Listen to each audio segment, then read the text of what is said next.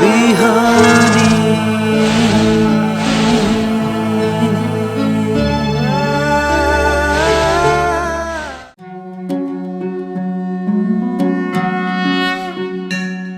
ओम नारायणं पद्मभवं वसिष्ठं शक्तिं च तत्पुत्रपराशरं च व्यासं शुकं गौडपदं महान्तं गोविन्दयोगीन्द्रमथास्य शिष्यम् अखण्डमण्डलाकारं व्याप्तमेन चराचरं तत्पदं दर्शितं येन तस्मै श्रीगुरवे नमः। समादरणीय दर्शकवृन्द, इमेज च्यानल को शुभ बिहानी कार्यक्रम मार्फत हामी उपस्थित भइसकेका छौँ। हामीले श्रीमद् भगवत गीताको बारेमा विचार विमर्श गर्दै आएका छौँ। भक्ति योग भनेको के हो, यो सन्दर्भमा आज हामी चर्चा गर्दैछौँ।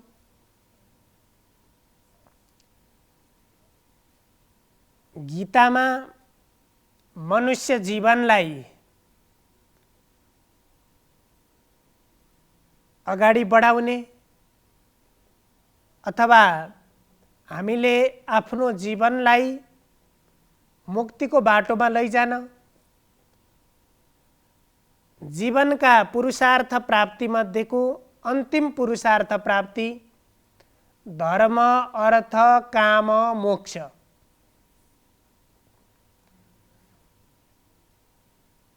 धर्मले मात्रै अर्थले मात्रै कामले मात्रै जीवन सार्थक हुँदैन र हाम्रा शास्त्रहरूले यी चारवटा पुरुषार्थ प्राप्तिलाई जीवनको सार्थकतासँग तुलना गरेका छन्। जीवन तब सार्थक हुन्छ जब यी चार पुरुषार्थ प्राप्ति हुन्छ। मनुष्यले धर्म गर्यो, धर्मले मात्रै धर्म गरेर मात्रै सम्पूर्ण आवश्यकताहरू सम्पूर्ण कुराहरू पूर्ति हुँदैन र आफ्ना भौतिक आवश्यकताहरू सुखको लागि पनि मनुष्यले अर्थोपार्जन धन सम्पत्ति कमाउनु पर्छ। त्यसो भएर धर्मको आचरणपूर्वक सही तरिकाले कसैलाई दुःख नदिइकन सत्कर्मबाट अर्थको आर्जन गर्नु र धर्म र अर्थ त भयो।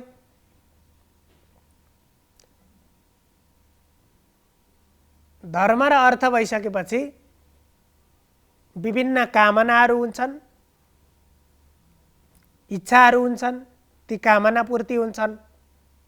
सम्पत्ति भइसकेपछि त्यसको उपभोग हुन्छ, भोग हुन्छ र त्यतिले मात्रै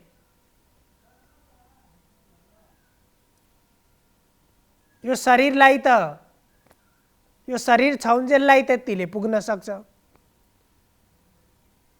तर यो शरीर छौन्जेललाई पनि तत्कालको लागि ठिकै भए जस्तो लागे पनि जब धर्म अर्थ काम पश्चात मोक्ष, मोक्ष भनेको मुक्ति, जहाँ जन्म मृत्यु जरा व्याधि आदि कुनै पनि कुराको भय हुँदैन, कुनै पनि कुराको डर हुँदैन, त्यस्तो मुक्तिलाई मोक्ष भनिन्छ। यी चारवटा पुरुषार्थ प्राप्तिको लागि कर्मयोग, ज्ञान योग र भक्ति योग गरेर यी मार्गहरू शास्त्रमा बताइएको छ र यो गीतामा ज्ञान योग र कर्मयोगको चर्चा गरिसकेपछि अत्यन्त संक्षेपमा यहाँ भगवान श्रीकृष्णले अर्जुनलाई बताउनुहुन्छ र भक्तियोगको बारेमा यहाँ उपदेश गर्नुहुन्छ। ब्रह्मण्याधाय कर्मणि सङ्गं त्यक्त्वा करोति च ब्रह्मण्याधाय कर्मणि सङ्गं त्यक्त्वा करोति यः लिप्यते न स पापेन लिप्यते न स पापेन पद्मपत्रमिवाम्भसा। यहाँ अत्यन्त संक्षेपमा तर प्रष्ट बुझिने गरी हामीले यति कुरालाई मनन गर्यौं भने भक्तियोगलाई, भक्तियोगको स्वरूपलाई र त्यो भक्तियोगबाट प्राप्त हुने फल समेतलाई पनि हामीले बुझ्न सक्छौं कि मनुष्य आफ्नो कर्मबाट अथवा जस्तो कर्म गर्छ तदनुसारको फल प्राप्त गर्छ। यो स्वाभाविक प्रक्रिया हो। त्यसो भएर जीवनलाई अथवा आफ्नो शरीरलाई कस्तो कर्ममा लगाउने, कस्ता कर्ममा प्रवृत्त बनाउने, त्यसको निमित्त मार्गको छनौट गर्नुपर्छ, चयन गर्नुपर्छ। र जुन मानिसले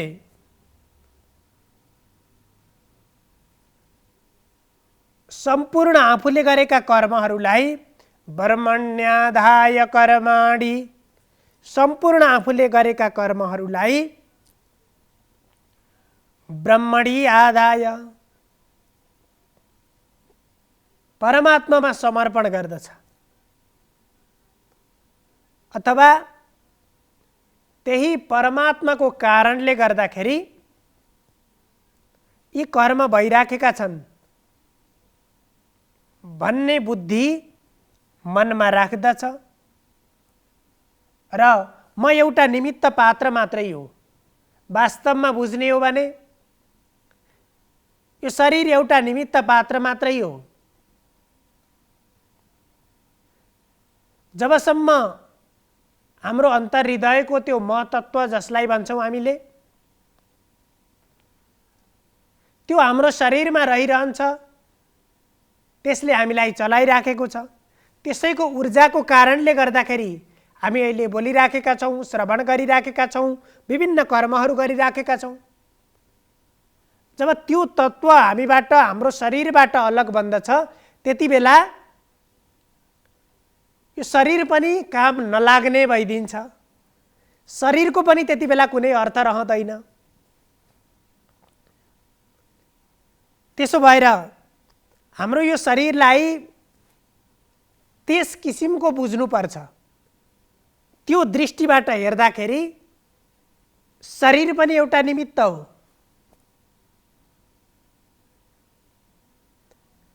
अब त्यसरी यो निमित्त शरीरले गरेका प्रत्येक कर्महरू त्यही परमात्माको निर्देशनमा, परमात्माकै शक्तिद्वारा यी कर्महरू जति मद्वारा भएका कर्महरू छन्, यी कर्महरू त्यही अनुसार भएका छन् भन्ने विचार, भन्ने बुद्धि गरेर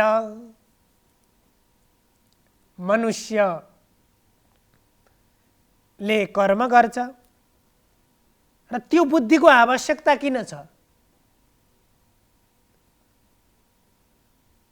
अथवा त्यो परमात्माप्रति त्यो श्रद्धाको भावनाले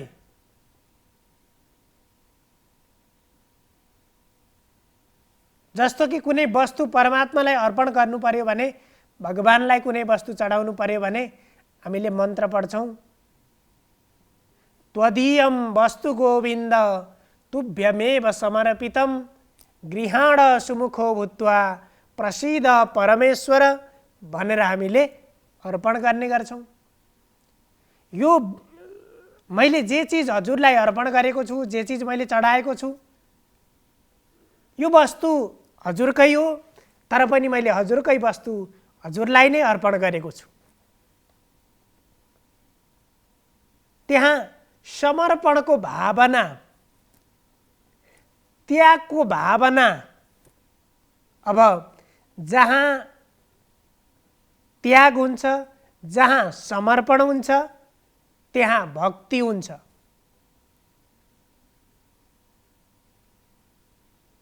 अब त्यो भक्तिबाट नै,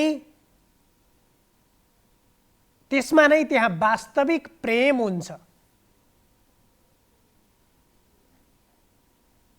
त्यो वास्तविक प्रेमलाई बुझ्नको लागि जहाँ स्वार्थ रहेको हुन्छ त्यहाँ प्रेम रहँदैन। त्यसकारण यहाँ भनियो सङ्गम त्यक्त्वा करोति यः। सङ्गलाई, सङ्ग भनेको आसक्तिलाई त्याग गरेर आसक्ति, लोभ, कामको इच्छा, मोह आदि कुरालाई त्याग गरेर, यी जति मैले गरेका कर्म छन्, यी कर्म मेरो कारणले भएका होइनन्, म त एउटा निमित्त मात्रै बसिदिएको। जसरी एउटा पंखा चलिरहन्छ, यहाँ बत्ती बलिराखेको छ, यो पंखा, यो बत्ती यहाँ निमित्त भएर मात्रै उपस्थित छन्। यो बल्नु, यो पंखा घुम्नुमा, यो बत्ती बल्नुमा कारण भनेको अर्कै छ। यदि कुनै कारणले बस यो बत्ती बल्ने, पंखा घुम्ने त्यो कारक तत्त्व त्यहाँबाट विच्छेद भयो, त्यहाँबाट छुट्यो भने न यो पंखा घुम्छ, न यो बत्ती बल्छ। त्यस्तै मद्वारा भएका प्रत्येक कर्महरू म एउटा निमित्त रूपमा मात्रै उपस्थित भएको छु। यसको कारण हजुर नै हुनुहुन्छ भनेर त्यसको श्रेय लिने काम आफूले होइन। त्यहाँ त्यागको भावना, पूर्णतः समर्पणको भावना, त्यहाँ त्यसलाई बल्ल वास्तविक भक्ति भनिन्छ। त्यहाँ कुनै पनि उपेक्षाको बुद्धि हुँदैन। बुद्धि मनुष्यका दुई किसिमका हुन्छन्, अपेक्षा बुद्धि र उपेक्षा बुद्धि। त्यसमध्ये यहाँ अपेक्षा बुद्धि हुन्छ। यो कर्मकै लागि मैले यो शरीर प्राप्त गरेको हुँ र यो शरीरको स्वाभाविक धर्म नै कर्म गर्नु हो। त्यसको निमित्त मैले यो शरीर, मेरो शरीर कर्ममा प्रवृत्त बनेको छ। यस किसिमको भावना, यसरी गरिसकेपछि मेरो कल्याण हुन्छ। यस किसिमको भावना राखेर त्यहाँ कुनै प्राप्ति अप्राप्तिको कामना होइन। त्यो सम्पूर्ण कुरालाई त्याग गरेर लिप्यते न स पापेन। अब सम्पूर्ण कर्मलाई, आसक्तिलाई त्याग गरिसकेपछि यहाँ त्यो आसक्तिलाई पाप भनिएको छ। किनभने पाप भनेको जो दुःखको कारण बन्छ, चिन्ताको कारण बन्छ,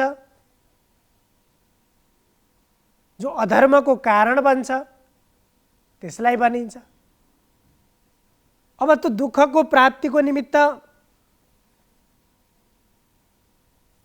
त्यो कर्म यदि कारण बन्दैन, यदि आसक्ति छ भने त्यो दुःखको कारक बन्छ। र त्यो आसक्तिलाई, सङ्गलाई त्याग गरेर कस्तो स्वच्छ रूपमा यहाँ दृष्टान्त दिँदै भन्नुहुन्छ, पद्म पत्रमिवाम्बसा, जसरी कमलमा जल पर्दाखेरि, त्यहाँ पानी पर्दाखेरि कमलको पातमा त्यो पानी त्यसमा अडिन्छ, एउटा आधार त त्यहाँ रहेको हुन्छ, तर एकैछिनबाट त्यहाँबाट खस्ने बित्तिकै त्यहाँ निर्मल स्वच्छ हुन्छ, त्यहाँ कुनै पनि त्यसको अवशेष रहँदैन।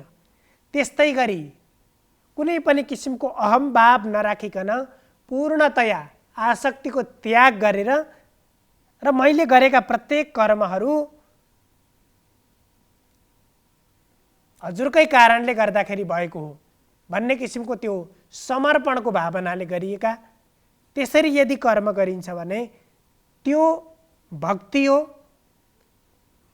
र भक्ति योगको अनुसरण गर्ने भक्ति योगीले यस अनुसार आचरणको व्यवहारको अभ्यास गर्नुपर्दछ। त्यसबाट नै मोक्ष प्राप्ति हुन्छ। सर्वे भवन्तु सुखिनः सर्वे सन्तु निरामया सर्वे भद्राणि पश्यन्तु मा कश्चित् दुःखभाग् भवेत्। हजुरहरूको दिन शुभ होस्। धन्यवाद।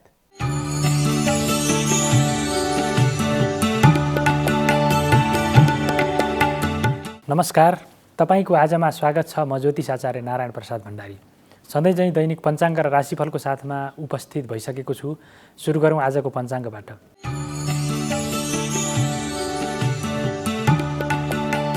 आज मिति 2079 साल जेठ 19 गते बिहीबार, ईस्वी सम्वत 2022 जुन 2 तारिक, नेपाल सम्वत 1142, नल नामक संवत्सर, सूर्य उत्तरायण, ग्रीष्म ऋतु, जेठ शुक्ल पक्ष तृतीया तिथि, आर्द्रा नक्षत्र, गण्ड योग, तैतिल करण, आनन्दादि योगमा काँड योग रहेको छ। आज चन्द्रमा मिथुन राशिमा भ्रमण गर्नेछन्। आज दिउँसो 1:30 देखि 3 बजेसम्म राहुकाल रहने भएकाले त्यस अवधिमा सम्भव भएसम्म कुनै पनि शुभ कार्यको थालनी नगर्नुहोला। व्रत बन्धको लागि पनि आजको दिनमा शुभ मुहुर्त रहेको छ।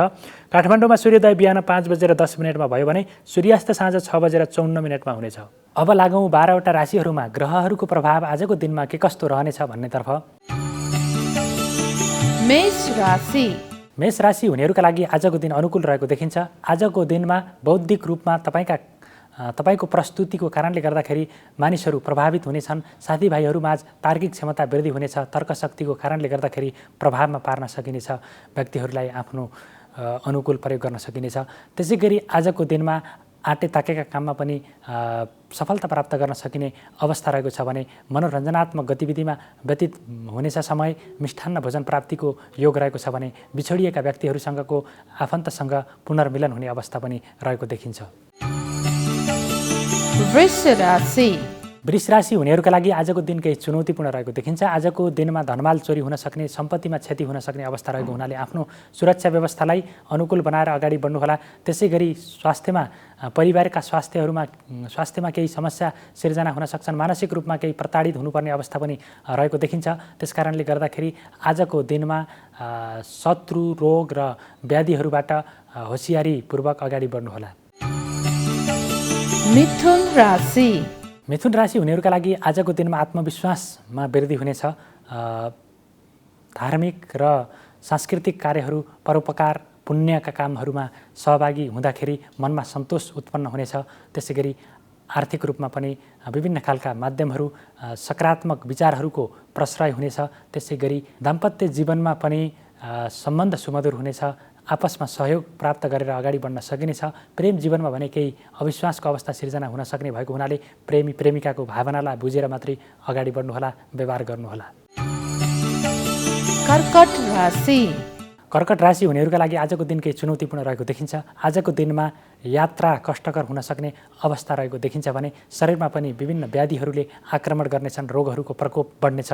त्यसै गरी आजको दिनमा आर्थिक क्रियाकलाप, लेनदेनमा पनि सहभागी नहुनुहोला। विश्वास गरिएको व्यक्तिले नै विश्वासघात गर्न सक्छन्। मित्रहरूले नै धोका दिन सक्ने अवस्था रहेको देखिन्छ। त्यसकारणले गर्दाखेरि तपाईँका कार्य योजनाहरूमा पनि आजको दिनमा असफलता प्राप्त हुने सम्भावना रहेको हुनाले त्यसतर्फ विचलित नभइकन आफ्ना कामहरूलाई अगाडि बढाउनुहोला।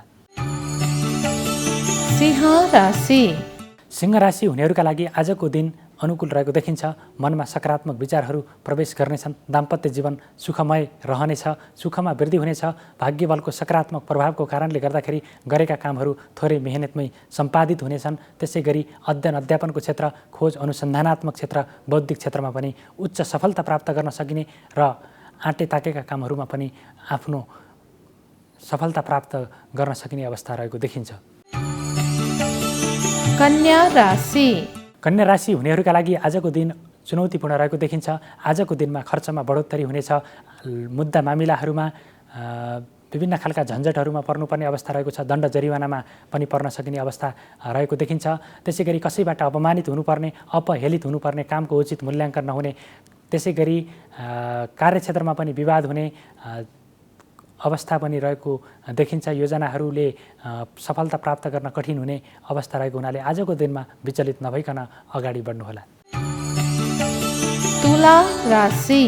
तुला राशि हुनेहरूका लागि आजको दिन अनुकूल रहेको देखिन्छ। आजको दिनमा बौद्धिक क्षेत्रबाट प्रशस्त रूपमा, मनज्ञ रूपमा आय आर्जन गर्न सकिने देखिन्छ भने खोज अनुसन्धानको क्षेत्रमा पनि नयाँ खालको ज्ञान प्राप्त हुन सक्ने अवस्था रहेको देखिन्छ। मान्यजन गुरुजनको आशीर्वाद लिएर कुनै काम अगाडि बढाउनु भयो भने त्यसले सफलता प्राप्त गर्न सकिने सम्भावना रहेको देखिन्छ भने परिवारका सदस्यहरूले तपाईँको साथमा अत्यन्तै सक्रियतापूर्वक लाग्नेछन्। तपाईँका कामहरू तपाईँको दुःखमा परेका बेलामा अत्यन्तै हात अगाडि बढाउनेछन्। आजको दिन अनुकूल छ, सदुपयोग गरेर अगाडि बढ्नुहोला।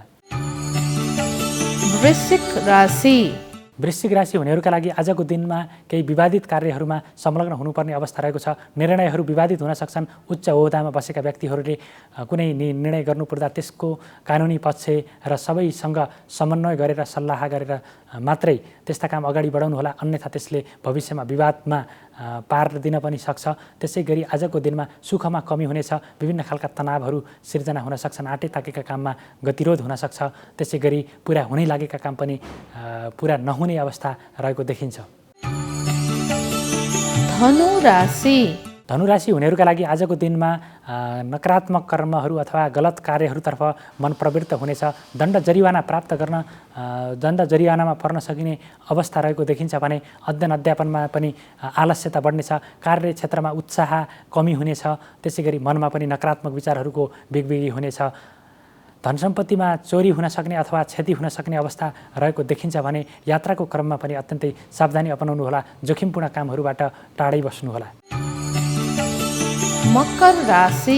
मकर राशि हुनेहरूका लागि आजको दिन केही चुनौतीपूर्ण रहेको देखिन्छ। स्वास्थ्य समस्याको कारणले गर्दाखेरि आफ्ना कार्ययोजनाहरू पुरा गर्न सकिने देखिँदैन। त्यसै गरी आम्दानीको अवस्थामा गिरावट आउने अवस्था रहेको देखिन्छ भने बोलीको प्रभावले गर्दाखेरि, बोलीको नकारात्मक प्रभावको कारणले गर्दाखेरि व्यक्तिहरू चिडिने, आफन्तहरू बिच्किने अवस्था पनि रहेको छ। सम्बन्धहरूमा दरार आउन सक्ने अवस्था रहेको देखिन्छ।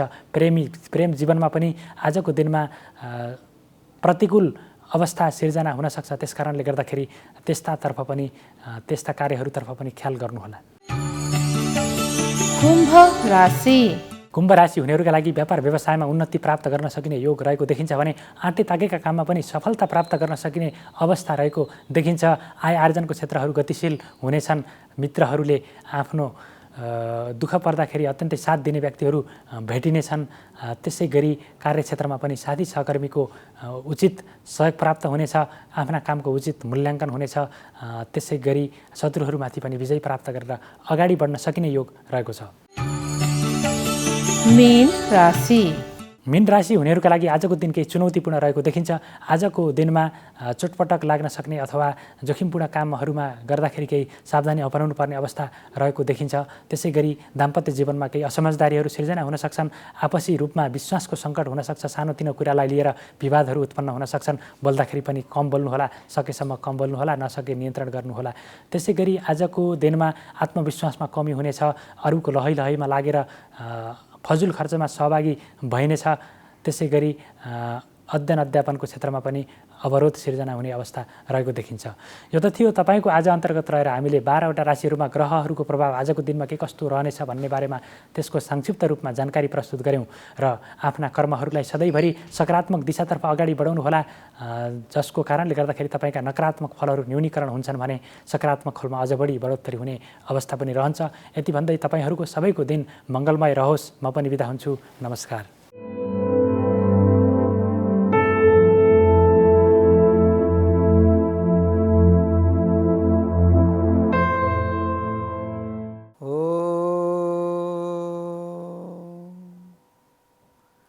वाञ्छा कल्पतरुर्भ्यश्च कृपा सिन्धुभ्येव च पतितानां पावनेभ्यो वैष्णवेभ्यो नमो नमः। यं प्रव्रजन्तमनुपेतमपेतकृत्यं द्वैपायनो विरकातरा जुहाव पुत्रेदि तन्मयतया तरवो विनेदु तम सर्वभूतहृदयं मुनिमानतोस्मि। नमस्कार, यहाँलाई स्वागत छ ज्योतिष शास्त्रमा। आदरणीय सज्जन भक्तवृन्द, हिजो अस्तिको श्रृङ्खला जस्तै आजको विषय प्रसङ्ग लिएर उपस्थित भएको छु। ज्योतिष शास्त्र अन्तर्गत व्यक्तिको हस्तरेखा यानि हातहरूमा अधिकतर व्यक्तिहरूले भन्नुहुन्छ, गुरुजी मेरो त जन्ममिति थाहा छैन, बुवा हुनुहुन्न, आमा हुनुहुन्न, कति अब फेरि कुरा गर्दै आयो, फेरि चाहिँ नि जातभात कल्चरकै कुरा आउँछ। कतिहरूको यस्तो नियम छ कि न्वारण गर्ने चलनै छैन। श्रेष्ठ कास्टहरूमा भयो, अजी भनेको हजुरआमाले नाउँ राखिदिने, न्वारण गर्ने। अरू अन्य कास्टहरूमा भयो, आफ्ना फुपूहरूले आफ्ना हजुरबाबुहरूले नाउँ राखिदिने। त्यो नाउँ र अहिले ज्योतिषको नाउँ मिल्दैन। अब अहिले व्यक्तिहरू पढ्नुभयो, लेख्नुभयो, जान्नुभयो, बाटो हुनुभयो, राम्रो हुनुपर्छ, सबैलाई ज्ञान हुनुपर्छ, त एकदम राम्रो कुरा हो। अहिले हस्पिटलमा जन्म हुन्छ, डाक्टरले डेट अफ बर्थ टक्क लेखिदिनुहुन्छ, त्यो लिएर आउनुहुन्छ, ट्याक्क कम्प्युटरमा राख्यो, साल महिना गतेर समय ट्र्याक्क क्लिक गर्ने बित्तिकै उसको चिना सर्र चिना आइहाल्छ। फलानु महिनामा यस्तो बेलामा मेरो जन्म भएको रे, टिकाको पर्सिपल्ट, साँझको समय, कता बादल लागेको बेलामा, घाडङगुडुङ गरेको बेलामा, भनौँ न, अब यो आउँछ यस्ता कुराहरू। यस्तो भएपछि ज्योतिष फेल हुन्छन्। ज्योतिषले त्यो भनेको कुरा मिल्ला पनि मिल्दैन, त्यो व्यक्तिको नाउँ पनि मिल्दैन, त्यो चाहिँ समय बर्बाद, त्यो हेराउन आउनेको पैसा मात्रै नष्ट हुन्छ। साल, महिना, गते, समय, प्लेस ट्याक्क चिना चाहिँ कम्प्युटरमा टाइप गरेर ट्याक्क क्लिक गर्ने बित्तिकै अनि उसको सम्पूर्ण कुरा आउँछ। उसको अङ्ग्रेजी डेट पनि आउँछ, नेपाली डेट पनि आउँछ, उसको संवत्सर पनि आउँछ, पक्ष पनि आउँछ, उसको चाहिँ नि गएर सम्पूर्ण कुरा त्यसमा चाहिँ ग्रहहरू, अस्त, उदय, वृद्ध, सम्पूर्ण कुराको ज्ञान हुन्छ। अब मानिलिउँ म के राशिको, कसरी सोध्नुहुन्छ, गुरु मलाई केही पनि थाहा छैन, मेरो हात हेरिदिनुहोस् न, म बरु पैसा दिन्छु 2-400 रुपियाँ, मेरो के राशि होला भन्नुहुन्छ। अब यसो हेरो, त्यो हेरेर कसैले पनि जान्दैन। यदि कुरा ठोक्का गर्न सकिन्छ, कुनै कुरा नि ठोक्का ग्यारेन्टी भन्ने हुँदैन, तर यो कुरा ग्यारेन्टी छ, ध्रुव सत्य छ। हात हेरेर यही राशिको यही नुहारको नाम हुन्छ भनेर ज्योतिषले बताउन सकिँदैन, किनभने त्यो भनेको म्याथमेटिक हो। हिसाब गरेर निकाल्ने कुरालाई उसै हच्चा भरमा 200-400 पाइयो भनेर चाहिँ नि त्यो आफ्नो भक्त यानि कस्टमरलाई ढाँट्ने काम ज्योतिषले गर्नु हुँदैन। एउटाले ज्योतिषले त्यस्तो ढुट गरेर गर्यो भने सबैको नाउँ चाहिँ मुछिन्छ। एउटा तलाउमा एउटा माछा केही जानी गरेर कुहियो भनेदेखि तलाउको पानी नै पुरै गन्दा हुन्छ। त्यसकारणले सत्य गरेर खानुस्, दर्शाएर खानुस्, भनेर खानुस्, तर ढाँटेर कहिल्यै पनि नखानुस्। यदि तपाईलाई त्यो कुण्डलीको ज्ञान हुँदैन भने तपाईले के गर्नुस् भन्दाखेरि तात्कालिक कुण्डली बनाउनुस्। तात्कालिक कुण्डलीद्वारा चाहिँ उसको फलित गर्नुस्। तात्कालिक कुण्डलीद्वारा यदि तपाईँ फलित गर्नुहुन्छ भनेदेखि बरु त्यो व्यक्तिको चाहिँ नि कुरो मिल्न आउँछ। ज्योतिष शास्त्रमा 7 प्रकारका हात चाहिँ नि वर्णन गरिएको छ। 7 प्रकारको हात भनेका वर्गाकार, चमासाकार, कुनै हात निष्कृष्ट हात हुन्छ। रेखा पनि केवल 3टा मात्रै रेखा, रेखा नि नीला काला रेखा, हात पनि एकदम डल्ला ढ्याप्प परेका, नङहरू पनि सेता। जसरी त्यो कसैको होचो औलो, राम्रो नराम्रो कसैलाई पनि तलमाथि पार्न खोजेको होइन। जसले भरियाहरू भारी बोक्नुहुन्छ, भारवाहन कार्य गर्नुहुन्छ, उहाँहरूको हात चाहिँ नि निष्कृष्ट हात हुन्छ। उहाँहरूलाई यही लुगा लाउनुपर्छ भन्ने छैन बिचरा, यही खानुपर्छ भन्ने पनि छैन। स्वेच्छा बिन्दास, जस्तो खाए नि भयो, जस्तो लाए पनि भयो, खुसी रहने।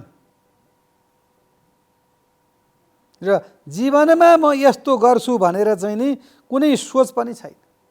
त्यस्ता निष्कृष्ट हात भएका व्यक्तिहरूको हस्तरेखामा धेरै रेखाहरू हुँदैन।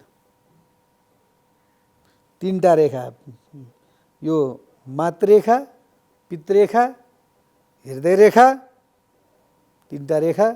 अरू चाहिँ नि पुरै सुना सुना हुन्छ। यसमा शङ्ख पनि छैन, चक्र पनि छैन, सिपी परेको हुन्छ। शङ्ख, चक्र, भाग्य रेखा, विवाह रेखा, शिक्षा रेखा, विदेश रेखा, सम्पूर्ण रेखाले परिपूर्ण भएको। फेरि रेखा पनि अति साफ सुथरा, सिक्री सिक्री सिक्री क्रास क्रास क्रास परेको रेखा हुन्छ कसै।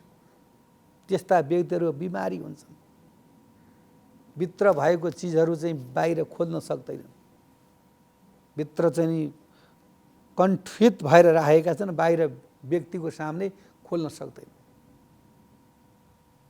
अनि जसका यी हृदय भोग अन्तःकरण रेखाहरू काला हुन्छन् नि, त्यस्ता व्यक्तिहरू भने मानवले मानवको वध गर्ने पछि हट्दैन, जानमाराहरू हुन्छ। त्यसको भित्र दया हुँदैन, करुणा वात्सल्य प्रेम हुँदैन।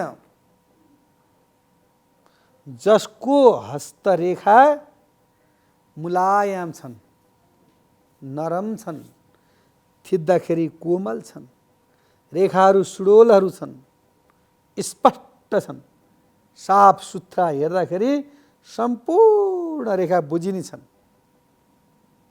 हो त्यस्तो रेखा भएको व्यक्ति चाहिँ नि भाग्यमानी, स्वास्थ्य राम्रो, परमात्मामा लगनशील भएको, उसलाई जीवनमा कुनै प्रकारको कष्ट आउँदैन।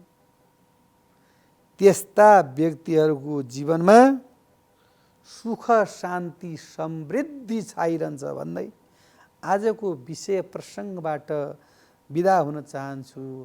हस्त नमस्कार। शुभ बिहानी।